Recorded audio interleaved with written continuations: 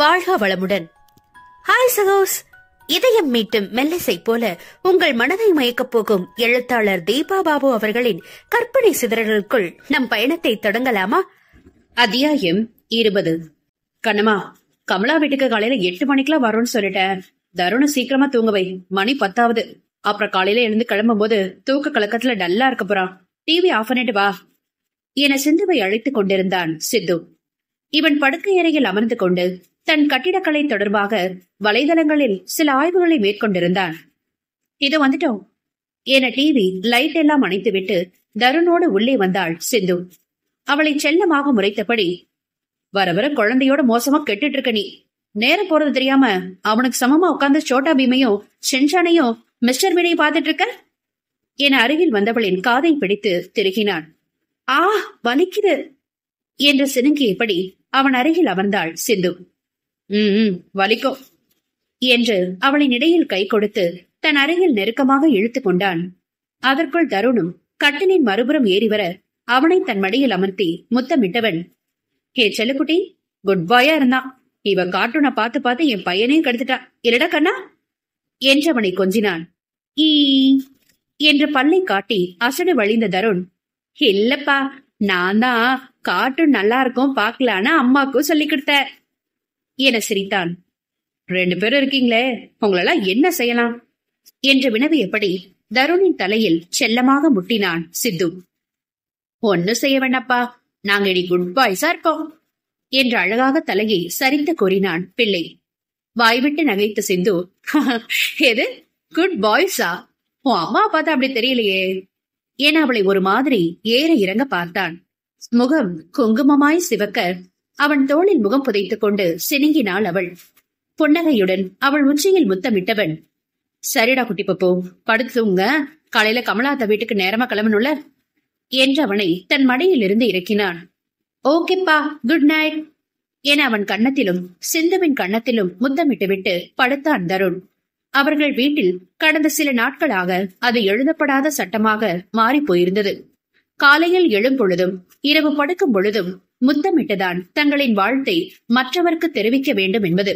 அதனால் பாசமும் நேசமும் பெருகும் என்பது சித்துவின் நம்பிக்கை. படுத்த உடனே தருண் உறங்கிவிட லைட்டை அணைத்துவிட்டு, அப்புறம் மேடம், நீங்க எப்ப தூங்க போறீங்க என்று கேட்டபடி அவளை தன்னோடு சேர்த்து இருக்கினான் சித்து. இதோ இப்போதான், நீங்க விட்டீங்கன்னா உடனே படுத்து கண்ணை மூடி தூங்கிடுவேன் என்றாள் சிந்து கிசுகிசுப்பாக. தூங்குவ, நீயே தூங்க மாட்ட, உன்னை விட்டாதானே என்றவளை சரித்தவன் அவளின் சினங்கல்கள் வெளிவராமல் கணவனாய் அடக்கினான். காலையில் சிந்துவின் டீயை அருந்தியபடி கமலாவின் வீட்டை பற்றி அவளிடம் பேசிக் கொண்டிருந்தான் சித்து. கமலாவோட திருமணமோ காதல் திருமணம் தான். சீனுவோட அம்மா உடம்பு முடியாம அவ வேலை பார்த்துட்டு இருந்த ஹாஸ்பிட்டல்ல அட்மிட் ஆகி ஆபரேஷன் செஞ்சுட்டதுக்கு அப்புறம் சீனுவுக்கும் அவளுக்கும் காதல் வந்துருச்சு. பார்வதி அம்மாவுக்கும் கமலாவோட குணம் புடிச்சதுனால அவங்க 2 பேருக்கும் கல்யாணம் செஞ்சு வச்சு அவளை மனமாற தன் மருமகளா ஏத்துக்கிட்டாங்க. சீனு ஒரு டிராவல்ஸ் கம்பெனில தான் டிரைவரா வேலை பாக்குறான். படிப்பு அவ்வளவா ஏறல, பள்ளி படிப்பு மட்டும்தான். அவனுக்கு சரியான பெண் புலம் இல்ல. நாங்களும் அநாத ஆசிரமத்துல வளர்ந்தவங்கன்றதுனால வசதியை பெருகிக்கிறதுக்காக இப்படியே அடுத்தவங்களுக்கு டிரைவரா வாழ்க்கையை ஓட்டுறதுக்கு பதிலா கொஞ்ச நாள் வெளிநாட்டுல வேலை செஞ்சு சம்பாதிச்சு சொந்தமா கார் வாங்கி ஓட்டலான்றது அவனோட எண்ணம். அதனால கல்யாணமான 4 மாசத்துல எல்லா ஃபார்மாலிட்டிஸையும் முடிச்சுட்டு கமலாவோட பொறுப்புல அவன் அம்மாவை விட்டுட்டு சவுதிக்கு கிளம்பிட்டான். 1 வருஷத்துல வரேன்னு சொல்லிட்டு போனவன் 2 வருஷம் ஆகி வரல. இன்னும் பணம் சேர்க்கிறேன்னு அங்கேயே உட்கார்ந்துட்டு இருக்கான். அவனுக்கு எங்களுக்கெல்லாம் ஈக்குவல் ஏஜ் தான். அம்மாவுக்கு வயசாகுதேன்னு கவலை. சீக்கிரமா பேரனோ பேத்தியோ பார்க்க ஆசை. அதுக்கு வழி இல்லாம தான் பையன் வெளிநாட்டுல உட்கார்ந்துட்டு இருக்கானேன்னு வருத்தம். கமலாவுக்கும் அது கவலைதான். காதலிச்சு கல்யாணம் பண்ணிக்கிட்டவன பிரிஞ்சு இருக்கிறது ஒரு புறம் ஏக்கம்னா, குழந்தை தள்ளி போறதேன்ற பயம் வேற. அவளுக்கு 29 வயசு ஆகுது. சீக்கிரமா பிறந்தா நல்லா இருக்கும்னு ஆசைப்படுறா. நம்ம தருண் அவளுக்கு ரொம்ப பிடிச்சிருச்சு. அமைதியா இருந்தாலும் எப்படி புத்திசாலித்தனமா நடந்துக்கலாம் பாருடான்னு என்கிட்ட சொல்லி சொல்லி சிலாகிப்பா. அவ மாமியார் கிட்ட இவன் புகழ பாடியே அவருடைய ஆவலையும் கிளப்பி விட்டுட்டா. இவனை எப்போ பாப்போன்னு அவங்க ஆவலா காத்துட்டு இருக்காங்க என்று முறுவழித்தவளின் தோளில் சுகமாக சாய்ந்து கொண்டாள் சிந்து. பாவம் அவங்க, அந்த அண்ணா கிட்ட சொல்லி சீக்கிரமா வர சொல்லலாம் இல்லையா? அவளை பார்க்கும் போதெல்லாம் நானும் அதைத்தான் சொல்றேன். அவளும் புலம்பி தள்ளுறா. நானும் பேசும்பொழுதுதான் சொல்லிட்டு தாண்டா இருக்கேன். சரி, உடனே ஏற்பாடு பண்றேன்னு சொல்றான். அப்புறம் இங்க விட மாட்டேன்னு சொல்றாங்கடி. இன்னும் கொஞ்சம் மாசம் இருந்துட்டு போன்னு சொல்றாங்க. வகையா வந்து மாட்டிக்கிட்டது மாதிரி ஆயிடுச்சு. எப்படியாவது சீக்கிரம் வர பாக்குறேன்னு அவனும் புலம்புறானா. அங்க தனியா மாட்டிட்டு இருக்க அவனை ரொம்ப கஷ்டப்படுத்தவும் மனசு வரலடாங்கிறா. நாங்களும் எங்களுக்கு தெரிஞ்சவங்க மூலம் அவன் கூடிய விரைவில் இங்க வர ஏற்பாடு செஞ்சுட்டு தான் இருக்கோம் என்று பெருமூச்சு விட்டான். அப்படியே அமைதியாக சாய்ந்திருந்தவள் திடீரென்று நினைவு வந்தவளாக எழுந்து, ஹே, இந்த கதையை கேட்டா கிட்டத்தட்ட நீங்க தருண சமாளிக்க சொன்ன அப்பா கதை போல இருக்கே என அவன் முகத்தை ஆராய்ந்தாள். கண்டுபிடிச்சியா? புத்திசாலி பாப்பா நீ என அசடு வழிந்தபடி அவள் மூக்கை பிடித்து ஆட்டினான் சித்து. புன்னகைத்தவள் அவனை வளைத்து முத்தமிட்டு, ஆனாலும் அவன் கேட்ட அடுத்த நிமிஷம் எந்தவித தடுமாற்றமும் இல்லாம கோர்வையா சொல்லி சமாளிச்சிங்களே, யூ ஆர் தி பெஸ்ட் என்று அவனை கட்டி கொண்டாள். என்று அவள் தோளில் தன் தாடையை அழுத்தியவன், சரி தருண் எழுப்பு, கிளம்ப ஆரம்பிச்ச சரியா இருக்கும் என்று அவளை தட்டி கொடுத்து தன்னிடமிருந்து பிரித்தான். கமலாவின் வீட்டின் முன் வண்டியை நிறுத்தி இவர்கள் மூவரும் இறங்க அவள் உள்ளிருந்து வேகமாக ஓடி வந்தாள். ஹே, வாங்க வாங்க குட்டிராஜா, அத்தைக்கிட்ட வாங்க, வெல்கம் என சிந்துவிடமிருந்து குதூகலமாக தருணை வாங்கிக் கொண்டாள் கமலா. கன்னத்தில் ஆசையாக முத்தமிட்டவளிடம் வெட்கத்தோடு முறுவளித்தான் அவன். உள்ளவாப்பா, வாமா என வாயினில் வந்து வரவேற்றார் பார்வதி. சிந்துவின் கரம் பற்றி ஆவலுடன் உள்ளே அழைத்துச் சென்றார் அவர். அவள் தயங்கிக் கொண்டே அவருடன் நடந்தாள். சரி கமலா, டிஃபன் எடுத்து வையே, முதல்ல பிள்ளைங்க சாப்பிடட்டும், அப்புறம் நிதானமா பேசிக்கலாம் என்றார்.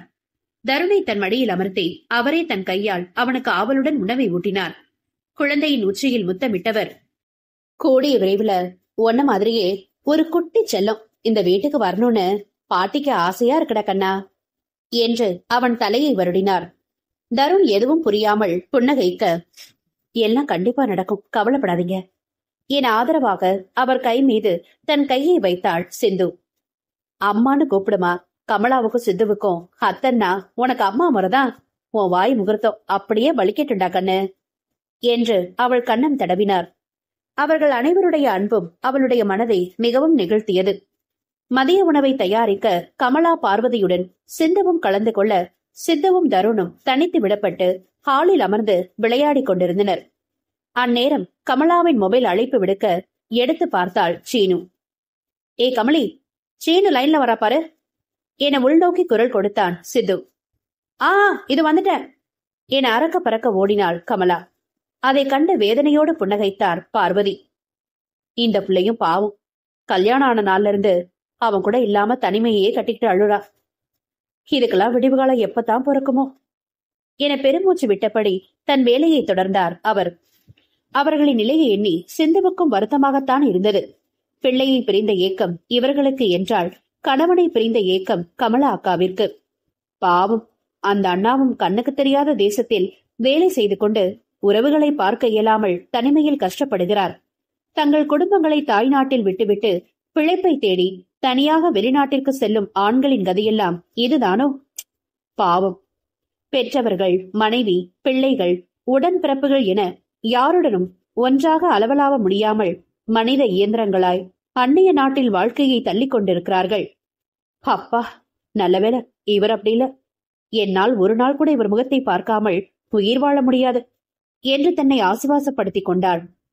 போன் பேசி முடித்து அறையை விட்டு வெளியே வந்த கமலா, ஹே சித்து என கூவியபடி அவன் கையை பிடித்துக் கொண்டு உற்சாகமாக கண்களில் நீர்வழிய சிரித்தாள்.